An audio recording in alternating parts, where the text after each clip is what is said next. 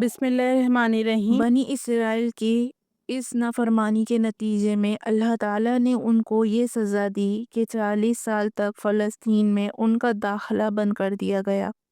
یہ لوگ صحرائی سینا کے ایک مختصر علاقے میں بھٹکتے رہے۔ نہ آگے بڑھنے کا راستہ ملتا تھا، نہ پیچھے مصر واپس جانے کا۔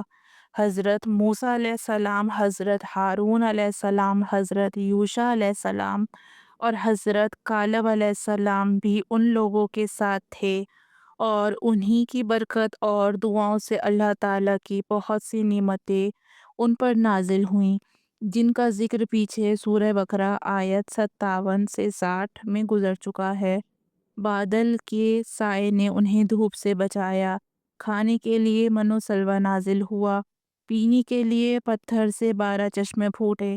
بنی اسرائیل کے لیے کھانا بدوشی کی یہ زندگی ایک سزا تھی، لیکن ان بزرگوں کے لیے اللہ تعالیٰ نے اس کو قلبی راحت کا سامان بنا دیا۔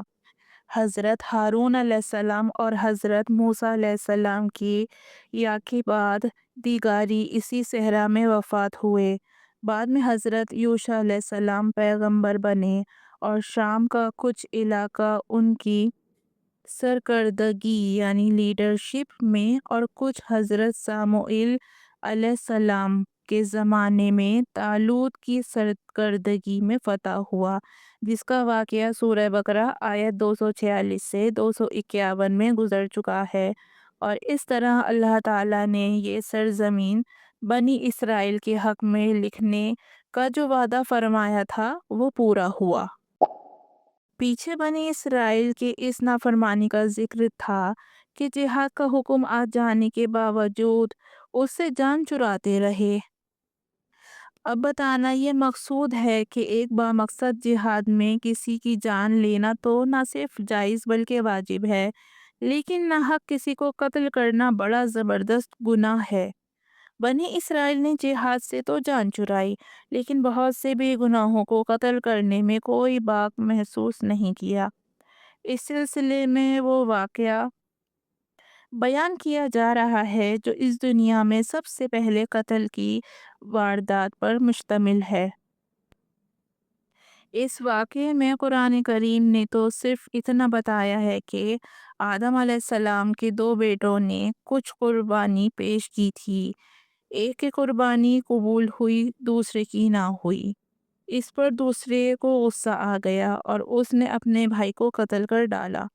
لیکن اس قربانی کا کیا پس منظر تھا، قرآن کریم نے اس کی تفصیل نہیں بتائی۔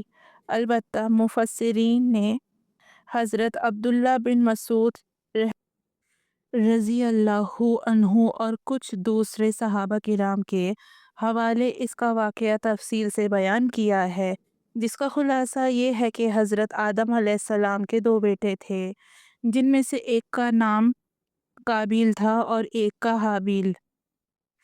اس وقت چونکہ دنیا کی آبادی صرف حضرت آدم علیہ السلام کی اولاد پر مشتمل تھی، اس لیے ان کے اہلیہ کے ہر حمل میں 2 جڑواں بچے پیدا ہوتے تھے، ایک لڑکا اور ایک لڑکی۔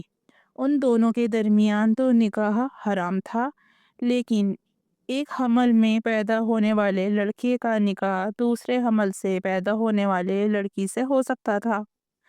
قابیل کے ساتھ جو لڑکی پیدا ہوئی وہ بڑی خوبصورت تھی، لیکن جڑواں بہن ہونے کی وجہ سے اس کے ساتھ قابیل کا نکاح جائز نہ تھا۔ اس کے باوجود اس کا اصرار تھا کہ اسی سے نکاح کرے۔ حابیل کے لیے وہ لڑکی حرام نہ تھی، اس لیے وہ اس کے ساتھ نکاح کرنا چاہتا تھا۔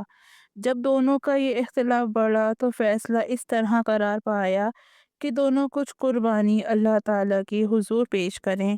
جس کی قربانی اللہ تعالیٰ نے قبول فرما لی اس کے دعوے برحق سمجھا جائے گا۔ چنانچہ دونوں نے قربانی پیش کی۔ روایت میں ہے کہ حابیل نے ایک دمبا قربان کیا اور قابیل نے کچھ زرعی پیداوار پیش کی۔ اس وقت قربانی کے قبول ہونے کی علامات یہ تھی کہ آسمان سے ایک آگ آ کر قربانی کو کھا جاتی تھی۔ حابیل کی قربانی کو آگ نے کھا لیا اور اس طرح اس کی قربانی واضح طور پر قبول ہو گئی اور قابیل کی قربانی وہیں پڑی رہ گئی، جس کا مطلب یہ تھا کہ وہ قبول نہیں ہوئی۔ اس پر بجائے اس کے کہ قابیل حق کو قبول کر لیتا، حسد میں مبتلا ہو کر اپنے بھائی کو قتل کرنے کے لیے تیار ہو گیا۔ اگرچہ اپنی دفاع کا اگر کوئی اور راستہ نہ ہو تو حملہ آور کو قتل کرنا جائز ہے، لیکن حابیل نے احتیاط پر عمل کرتے ہوئے اپنا یہ حق استعمال کرنے سے گریز کیا، جس کا مطلب یہ ہے کہ میں اپنے بچاؤ کا اور ہر طریقہ اختیار کروں گا مگر تمہیں قتل کرنے کا اقدام نہیں کروں گا۔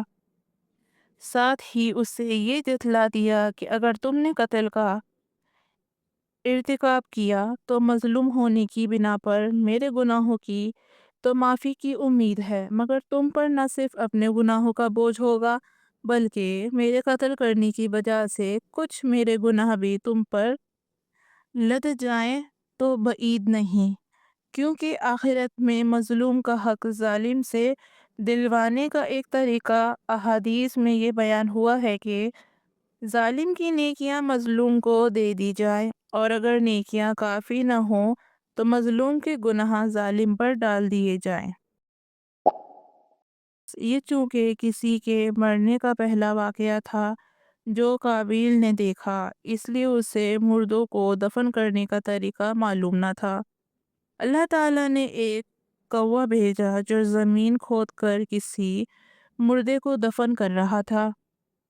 اسے دیکھ کر قابیل کو نہ صرف دفن کرنے کا طریقہ معلوم ہوا بلکہ پشیمانی بھی ہوئی۔ مطلب یہ ہے کہ ایک شخص کے خلاف قتل کا یہ جرم پوری انسانیت کے خلاف جرم ہے، کیونکہ کوئی شخص قتل ناحق کا ارتکاب اسی وقت کرتا ہے جب اس کے دل سے انسان کی حرمت کا احساس مٹ جائے۔ ایسی صورت میں اگر اس کے مفاد یعنی بینیفٹ فائدہ یا سرشت یعنی فطرت نیچر کا تقاضا ہوگا تو وہ کسی اور کو بھی قتل کرنے سے دریغ نہیں کرے گا، اور اس طرح پوری انسانیت اس کے مجرمانہ ذہنیت کی زد میں رہے گی۔ نیز جب اس ذہنیت کا چلن عام ہو جائے تو تمام انسان غیر محفوظ ہو جاتے ہیں، لہٰذا قتل ناحق کا ارتکاب چاہے کسی کے خلاف کیا گیا ہو، تمام انسانوں کو یہ سمجھنا چاہیے کہ یہ جرم ہم سب کے خلاف کیا گیا ہے۔ پیچھے جہاں انسانی جان کی حرمت کا ذکر تھا وہاں یہ اشارہ بھی کر دیا گیا تھا کہ جو لوگ زمین میں فساد مچاتے ہیں ان کی جان کو یہ حرمت حاصل نہیں ہے۔ اب ان کی مفصل سزا بیان کی جا رہی ہے۔ مفسرین اور فقہا کا اس بات پر تقریباً اتفاق ہے کہ اس آیت میں ان لوگوں سے مراد وہ ڈاکو ہیں جو اسلحہ کے زور پر لوگوں کو لوٹتے ہیں۔ ان کے بارے میں یہ جو کہا گیا ہے کہ وہ اللہ اور اس کے رسول سے لڑائی کرتے ہیں، اس کا مطلب یہ ہے کہ وہ ان قوانین کی بھی بے حرمتی کرتے ہیں، اور ان کا لوگوں سے لڑنا گویا اللہ اور اس کے رسول سے لڑنا ہے۔ ان لوگوں کے لیے اس آیت میں 4 سزائیں بیان کی گئی ہیں۔ ان سزاؤں کی تشریح امام ابو حنیفہ رحمۃ اللہ علیہ نے یہ فرمائی ہے کہ اگر ان لوگوں نے کسی کو قتل کیا ہو مگر مال لوٹنے کی نوبت نہ آئی ہو تو انہیں قتل کیا جائے گا، مگر یہ قتل کرنا حد شرعی کے طور پر ہوگا، قصاص کے طور پر نہیں، جس کا نتیجہ یہ ہوگا کہ اگر مقتول کے وارث معاف بھی کرنا چاہیں تو ان کی معافی نہیں ہوگی، اور اگر ڈاکوؤں نے کسی کو قتل بھی کیا ہو اور مال بھی لوٹا ہو تو انہیں سولی پر لٹکا کر ہلاک کیا جائے گا، اور اگر مال لوٹا ہو اور کسی کو قتل نہ کیا ہو تو ان کا دائیں ہاتھ اور بائیں پاؤں کاٹا جائے گا، اور اگر انہوں نے لوگوں کو صرف ڈرایا دھمکایا ہو، نہ مال لوٹنے کی نوبت آئی ہو اور نہ کسی کو قتل کرنے کی، تو چوتھی سزا دی جائے گی، جس کی تشریح اگلے حاشیہ میں آ رہی ہے۔ یہاں یہ یاد رکھنا چاہیے کہ قرآن کریم نے ان جرائم کی سزائیں اصولی طور پر بیان فرمائی ہیں۔ نبی کریم صلی اللہ علیہ وآلہ وسلم نے احادیث میں تفصیل بیان فرمائی ہے کہ ان سخت سزاؤں پر عمل درآمد کے لیے کیا شرائط ہیں۔ فقہ کی کتابوں میں یہ ساری تفصیل آئی ہے۔ یہ شرائط اتنی کڑی ہیں کہ کسی مقدمے میں ان کا پورا ہونا عام نہیں، کیونکہ مقصد ہی یہ ہے کہ یہ سزائیں کم سے کم جاری ہوں، مگر جب جاری ہوں تو دوسرے مجرموں کے لیے سامان عبرت بن جائیں۔ یہ قرآنی الفاظ کا لفظی ترجمہ ہے۔ امام ابو حنیفہ رحمۃ اللہ علیہ نے زمین سے دور کرنے کی تشریح یہ کی ہے کہ انہیں قید خانے میں بند کر دیا جائے گا۔ یہ تشریح حضرت عمر رضی اللہ عنہ کی طرف بھی منسوب ہے۔ دوسرے فقہا نے اس کا مطلب یہ لیا ہے کہ انہیں جلا وطن کر دیا جائے گا۔ مطلب یہ ہے کہ اگر وہ گرفتار ہونے سے پہلے ہی توبہ کر لیں اور اپنے آپ کو حکام یعنی رولرز اتھارٹیز کے حوالے کر دیں تو ان کی مذکورہ سزائیں معاف ہو جائیں گی۔ البتہ چونکہ بندوں کے حقوق صرف توبہ سے معاف نہیں ہوتے، اس لیے اگر انہوں نے مال لوٹا ہے تو وہ مالک کو لوٹانا ہوگا، اور اگر کسی کو قتل کیا ہے تو اس کے وارثوں کو حق ملے گا کہ وہ ان کو قصاص کے طور پر قتل کرنے کا مطالبہ کریں۔ ہاں، اگر وہ بھی معاف کر دیں یا قصاص کے بدلے خون بہا لینے پر راضی ہو جائیں تو ان کی جان بخشی ہو سکتی ہے۔ وسیلہ سے یہاں مراد ہر وہ نیک عمل ہے جو اللہ تعالیٰ کی خوشنودی کا ذریعہ بن سکے، اور مطلب یہ ہے کہ اللہ تعالیٰ کا قرب حاصل کرنے کے لیے نیک اعمال کو وسیلہ بناؤ۔ جہاد کے لفظی معنی کوشش اور محنت کرنے کے ہیں۔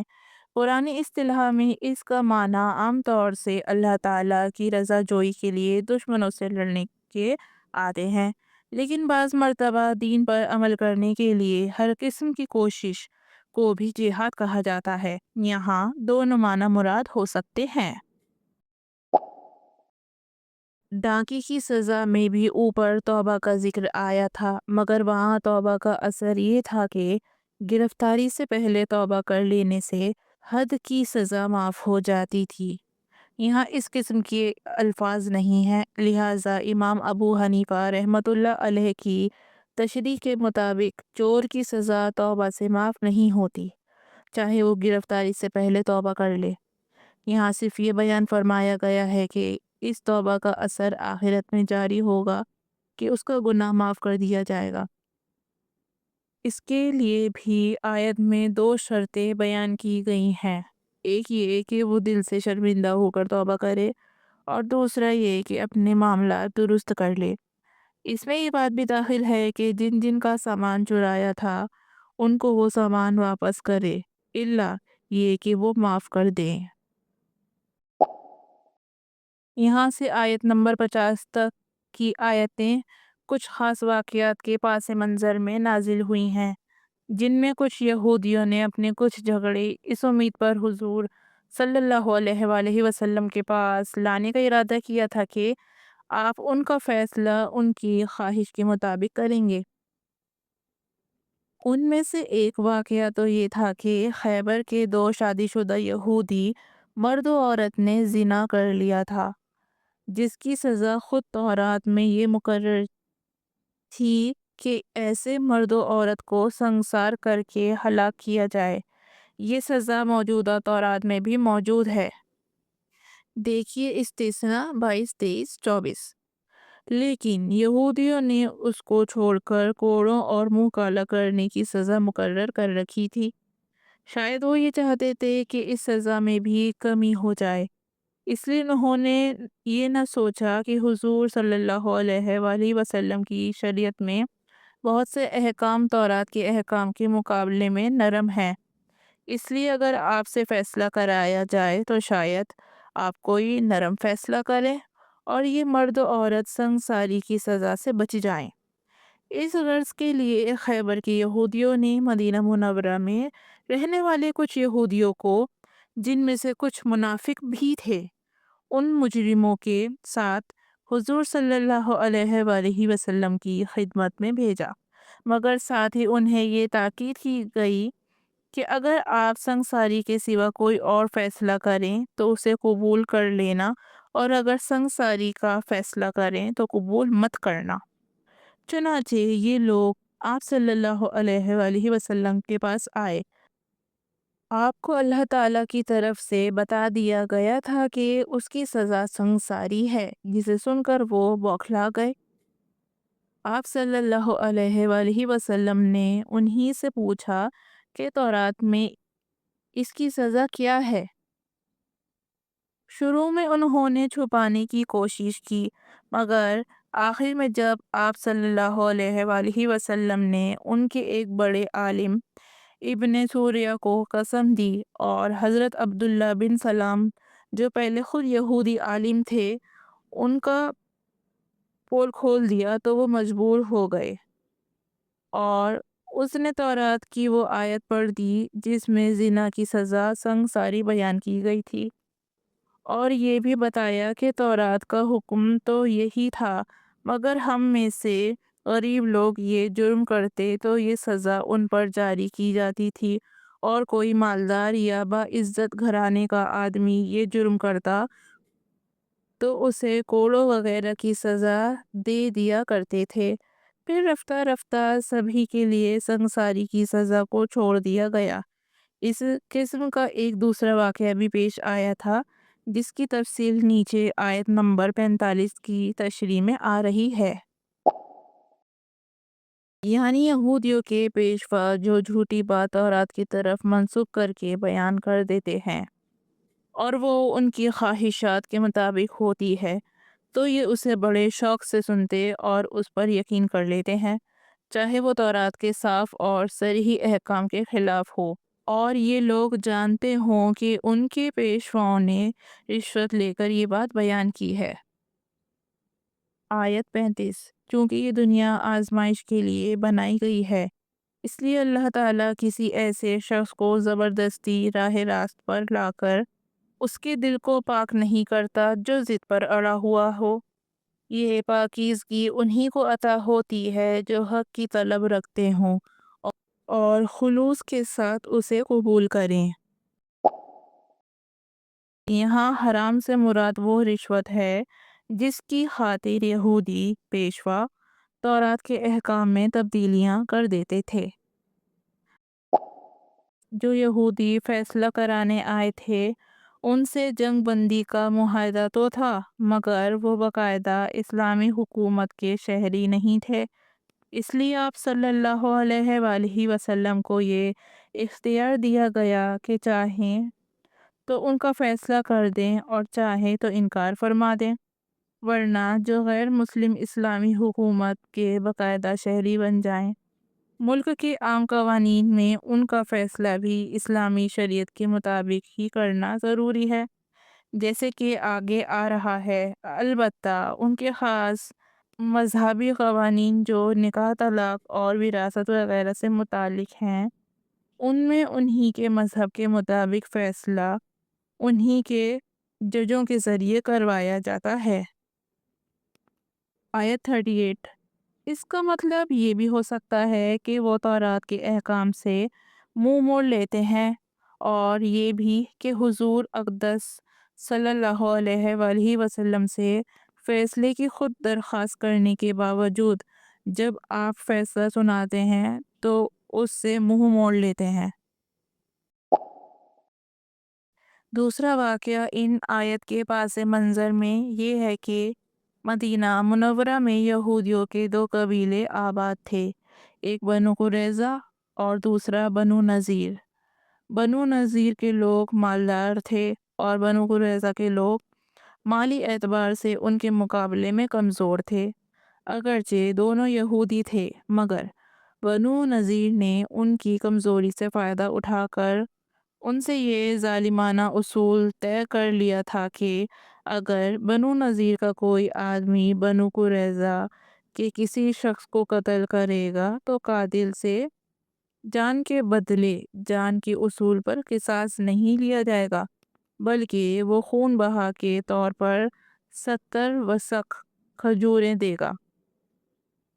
وسق ایک پیمانہ تھا جو تقریباً 5 من 10 سیر کا ہوتا تھا، اور اگر بنو قریظہ کا کوئی آدمی بنو نذیر کے کسی شخص کو قتل کرے گا تو نہ صرف یہ کہ قاتل کو قصاص میں قتل کیا جائے گا بلکہ اس سے خون بہا بھی لیا جائے گا، اور وہ بھی دگنا۔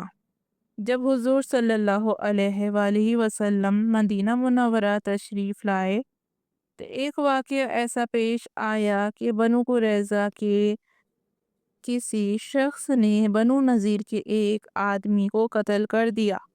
بنو نذیر نے جب اپنی سابق قرارداد کے مطابق قصاص اور خون بہا دونوں کا مطالبہ کیا تو بنو قریظہ کے لوگوں نے اسے انصاف کے خلاف قرار دیا۔ تجویز پیش کی کہ فیصلہ حضور صلی اللہ علیہ وآلہ وسلم سے کرایا جائے، کیونکہ اتنا وہ بھی جانتے تھے کہ آپ کا دین انصاف کا دین ہے۔ جب بنو قریظہ کے لوگوں نے زیادہ اصرار کیا تو بنو نذیر نے کچھ منافقین کو مقرر کیا کہ وہ حضور سے غیر رسمی طور پر آپ کا عندیہ معلوم کریں، اور اگر آپ کا عندیہ بنو نذیر کے حق میں ہو تو فیصلہ ان سے کرائیں، ورنہ ان سے فیصلہ نہ لیں۔ اس پاس منظر میں یہ آیت بتا رہی ہے کہ تورات نے تو واضح طور پر فیصلہ دیا ہوا ہے کہ جان کے بدلے جان لینی ہے، اور اس لحاظ سے بنو نذیر کا مطالبہ سراسر ظالمانہ اور تورات کے خلاف ہے۔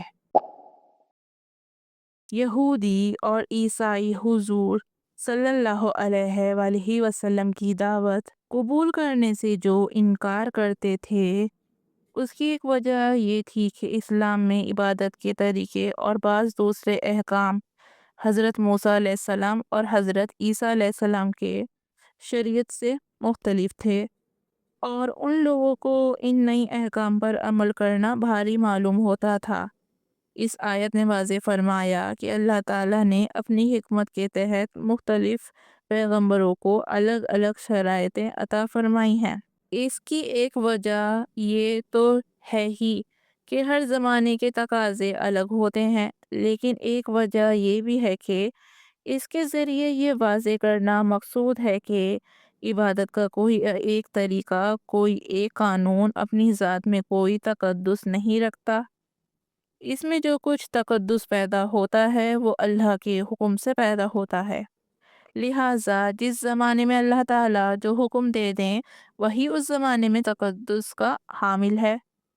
اب ہوتا یہ ہے کہ جو لوگ ایک طریقے کے عادی ہو جاتے ہیں وہ اسی کو ذاتی طور پر مقدس سمجھ بیٹھتے ہیں، اور جب کوئی نیا پیغمبر نئی شریعت لے کر آتا ہے تو ان کا امتحان ہوتا ہے کہ وہ پرانے طریقے کو ذاتی طور پر مقدس سمجھ کر نئے طریقے کا انکار کر بیٹھتے ہیں، یا اللہ کے حکم کو اصل تقدس کا حامل سمجھ کر نئے حکم کو دل و جان سے تسلیم کرتے ہیں۔